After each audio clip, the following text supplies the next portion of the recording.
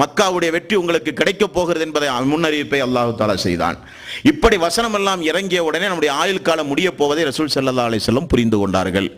அந்த புரிந்ததனுடைய வெளிப்பாடாக அல்லாஹ் தஆலா கேட்ட கேள்விக்கு ரசூல் ஸல்லல்லாஹு அலைஹி வஸல்லம் சொன்ன பதில், அந்த தூதர் அடியார் என்பதை தன்னை சொல்லுகிறார், அந்த தூதர் அல்லாஹ்விடத்தில் உள்ளதை தேர்வு செய்து விட்டார் என்று சொன்னவுடன் அந்த பிரிவை அல்லாஹ்வுடைய ரசூல் நம்மை விட்டும் பிரிய போகிறாரே, நம்முடைய ஆருயிர் நண்பர், சிறுபிராயத்திலிருந்தே மக்காவில் ஓடிச்சாடி விளையாடிய நண்பர், நம்முடைய மருமகன், நம்முடைய இறை தூதர், இப்படி முழுக்க முழுக்க எல்லா அந்தஸ்துகளையும் பெற்று தன்னோடு உடன்பிறவா சகோதரனாக வாழ்ந்த தன்னுடைய தூதர் தன்னை விட்டும் பிரிய போகிறாரே என நினைத்து அழுதார்கள். ரசூல் ஸல்லல்லாஹு அலைஹி வஸல்லம் அந்த வாசகத்தை கேட்டவுடனே அபூபக்கர் சித்திக் ரலியல்லாஹு அன்ஹு தாங்காது சஹாபாக்களால்.